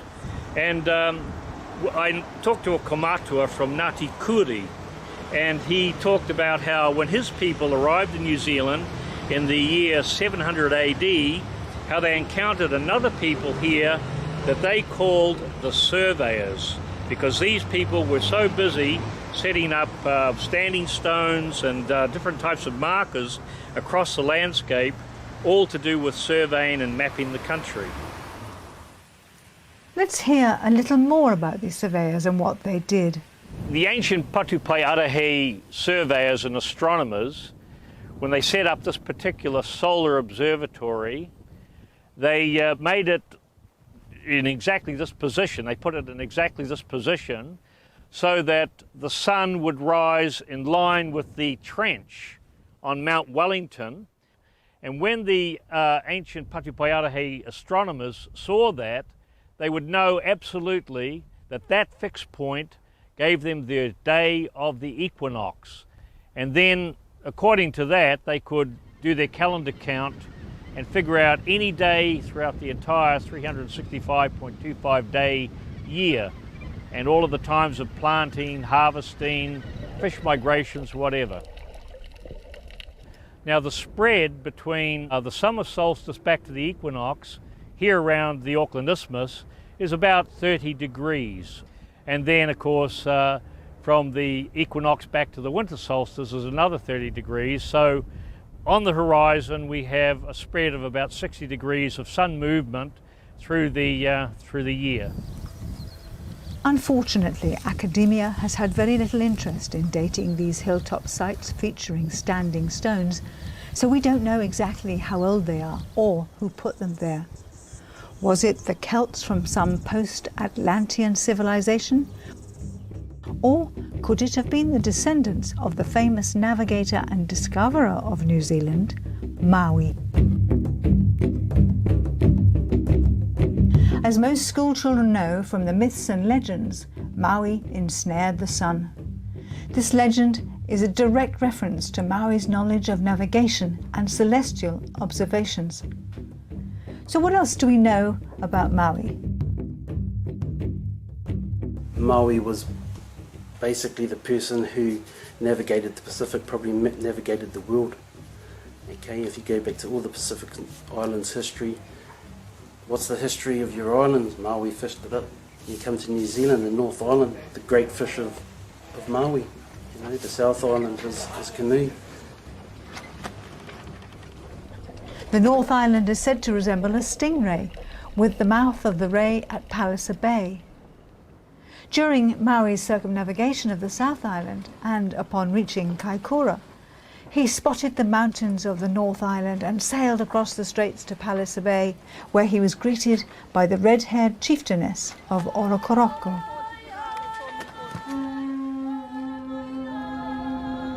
If Maui first arrived in the South Island, where did he land?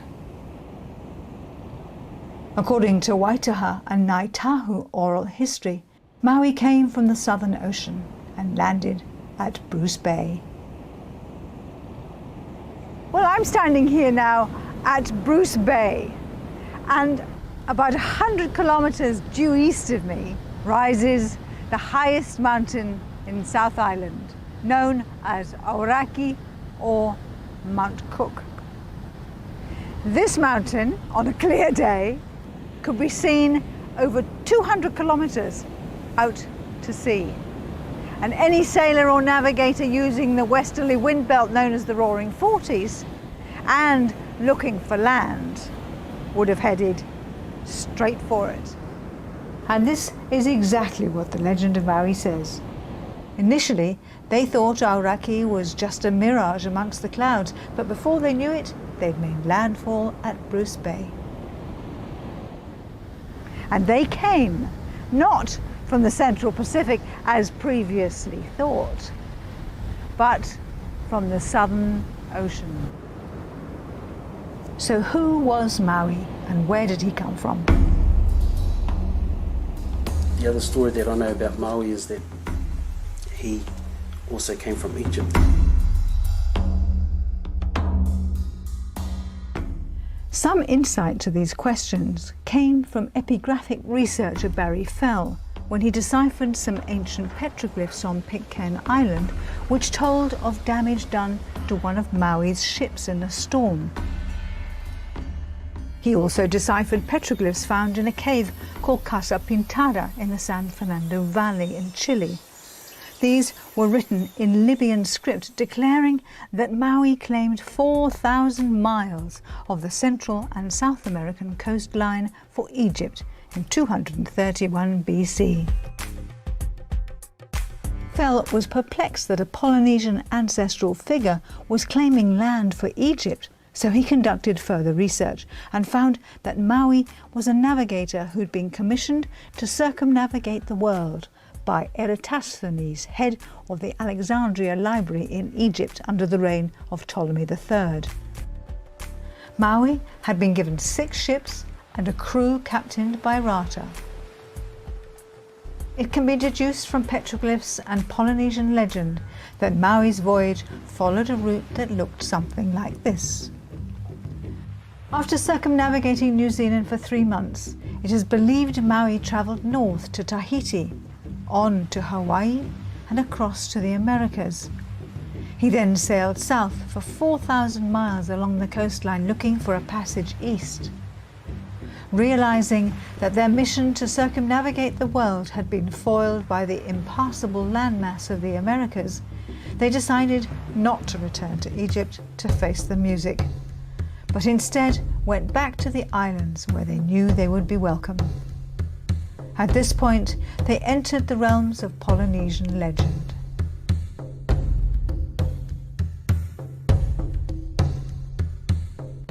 It seems he made quite a name for himself in Tonga, where there's a massive stone archway named after him. It is called Ha'amonga a Maui, the burden of Maui. The Tongans remember him as a navigator of high esteem and still retain a copy of his star chart to this day. Further proof of Maui's expedition came from a cave in Irian Jaya called the Cave of the Navigators, where Barry Fell deciphered images that told of Maui's visit. This clearly shows that Maui passed through the islands of eastern Indonesia, reprovisioning his ships in the home of the Indonesian rice paddy rat, also known as Rattus exulans or Kiore, the Polynesian rat.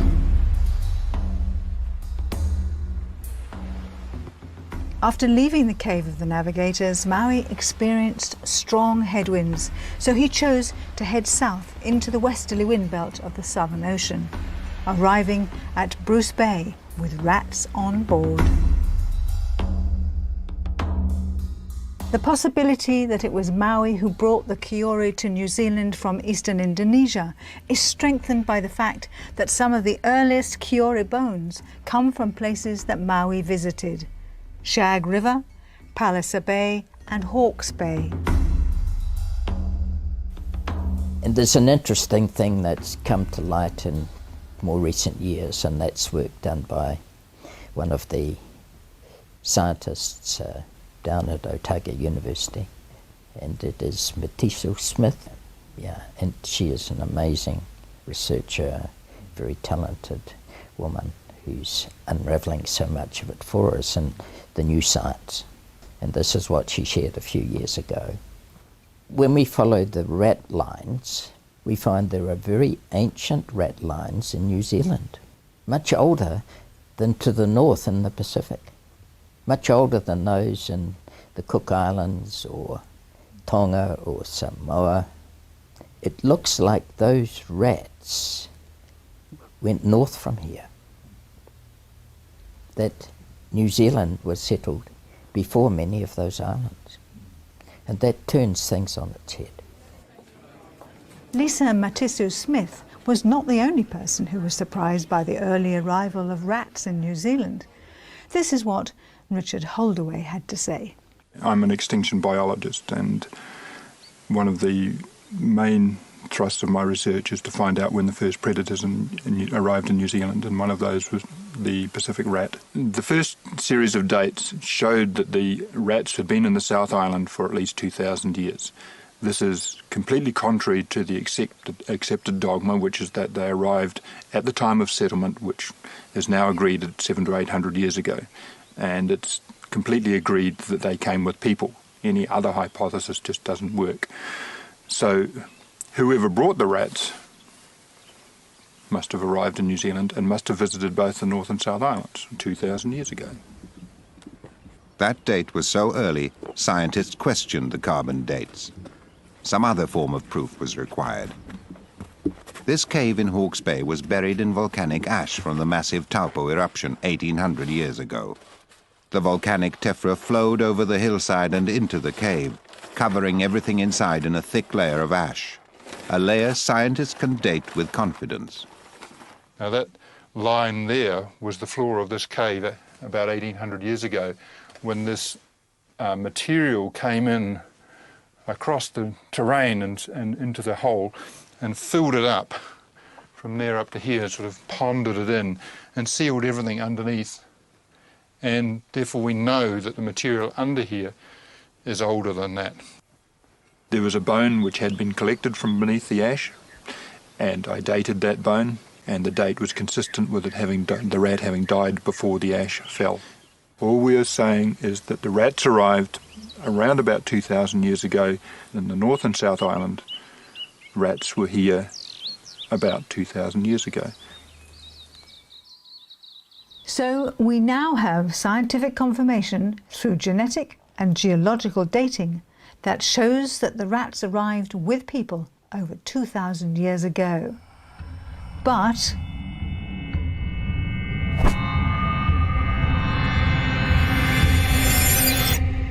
a government employee by the name of Bruce McFadgen was commissioned to debunk Holdaway's work. He questioned the dating methodology, suggesting the rats had been eating 1,000-year-old carbon, and concocted fanciful scenarios that placed rat bones under the tephra layer by virtue of some burrowing creature, a hole-boring petrel, without any evidence of the ash being disturbed. At least McFadgen admits that none of his scenarios prove anything.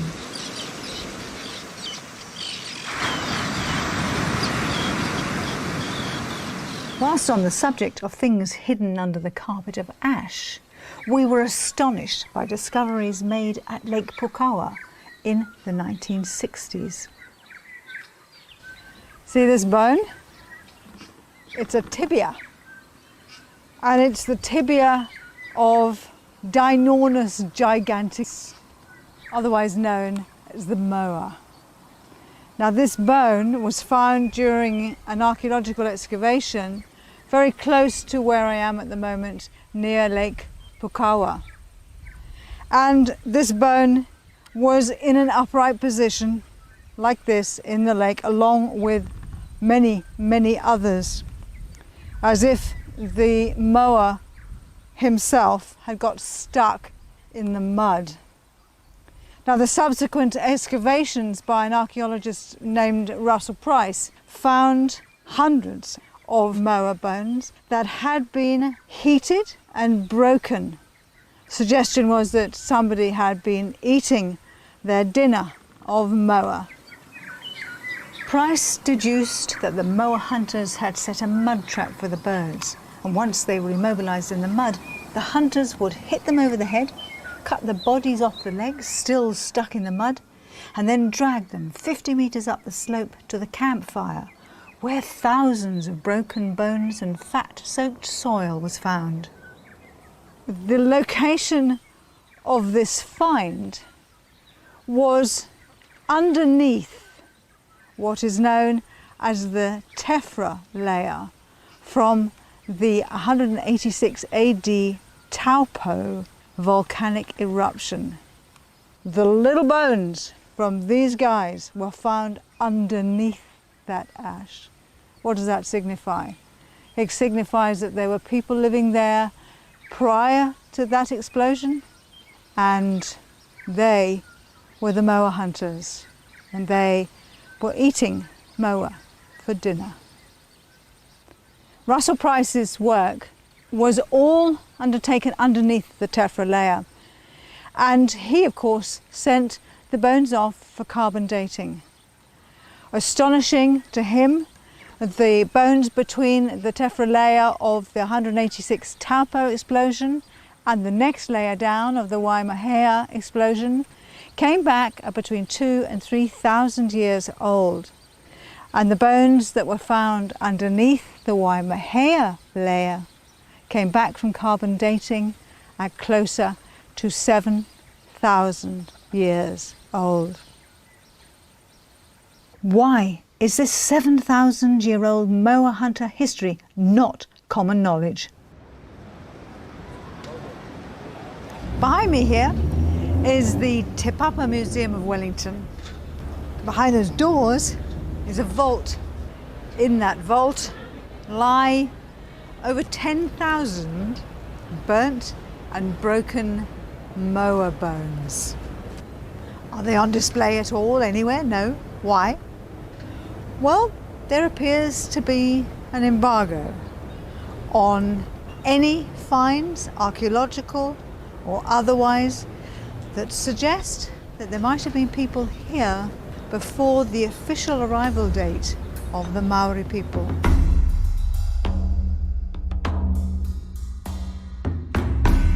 It is disturbing that much of the information regarding Price's work has now been lost or hidden.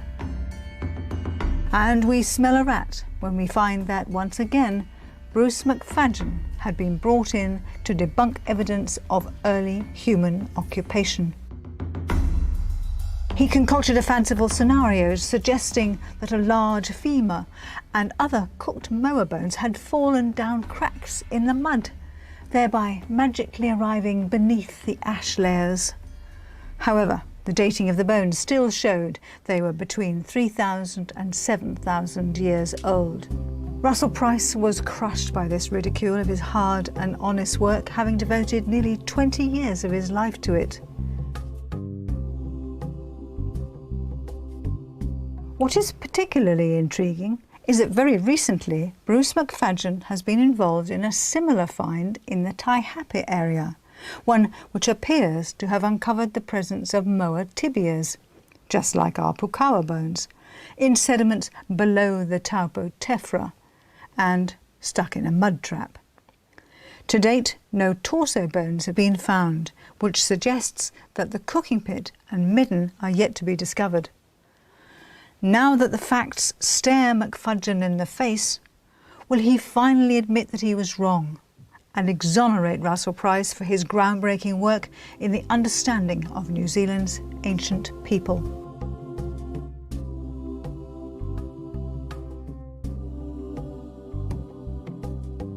The length of time that people have been living in New Zealand has been grossly misinterpreted by mainstream academia. The picture is far more complex.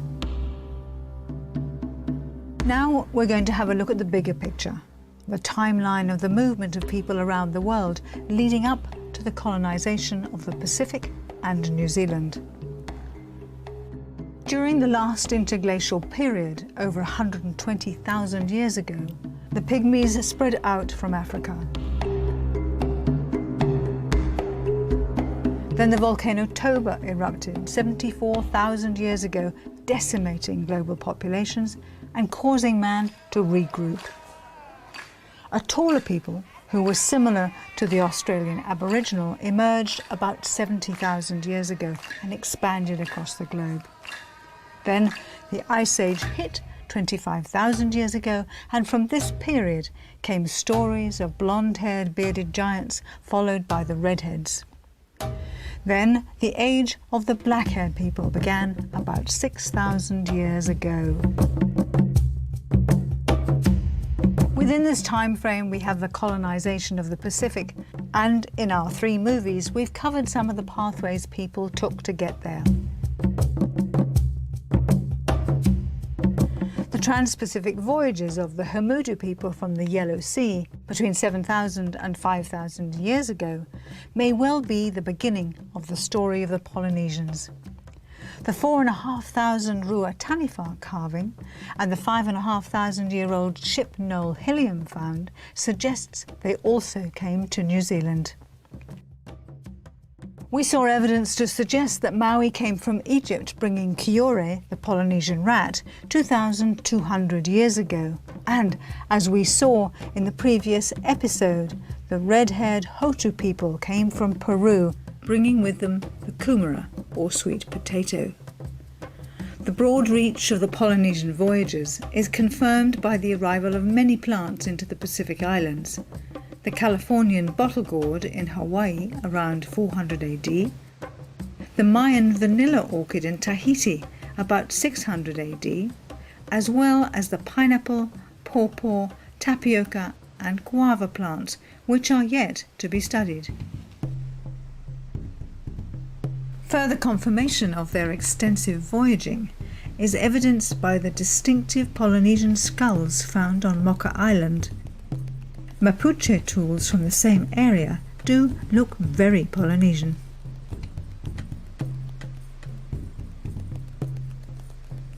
The other thing that excites me is that in Chile they recovered the chicken bones from the excavation that was done there. Those bones were from a chicken that is quite unique, and the DNA goes back to Samoa and Tonga, and they laid blue eggs. And when that news came out about what that meant, the New York Times, and I've got the little article that said, "We now know who the greatest mariners in the world were, the greatest voyagers, the Polynesians." So as you can see, the history of the Polynesians is complex. But one thing we would like to emphasize is that there is no line that can be drawn between any of these people, as it appears from oral histories that whenever and wherever there was contact, there was intermarriage. So the Maori have links back to the first people who made Aotearoa their home. After Kupe came, there were many iwi that arrived, Ngāti Mamo and Ngāti Ira, Rangitane. They all have a place within the history of Wellington. And then they moved on, and then came the various other iwi like Ngāti Mutunga, Ngāti Tamatea, Chawa, and we just happened to be here at the signing of the treaty. And we've maintained ahi ka. A lot of these early tribes, the ones that have actually survived, have formed what is now Maori culture. Maori culture is not just one set of people who arrived at one time. It is a conglomeration, it is a melting pot of probably hundreds of different tribes that have contributed their energy, their culture, their stories, their ways, their tools, all sorts of different things to what is now Maori culture.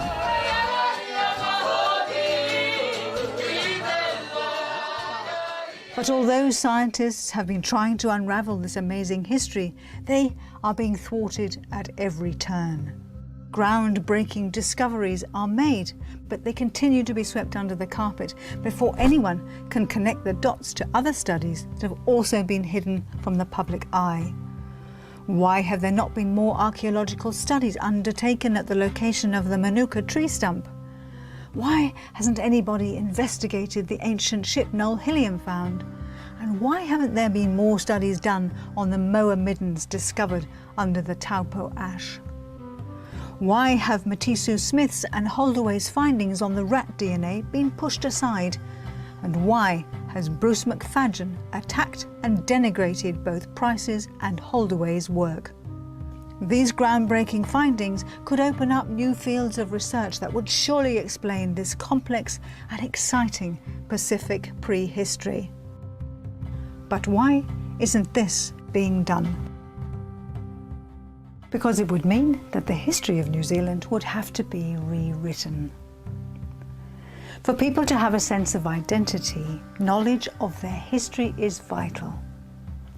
When that history has been erased or altered, pride and understanding is compromised. And that's what's happening in New Zealand today.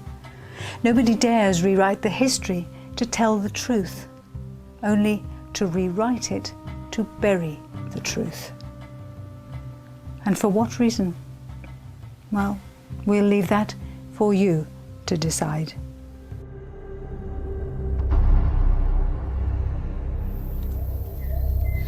Kia tu ngā mana ki tanga, e te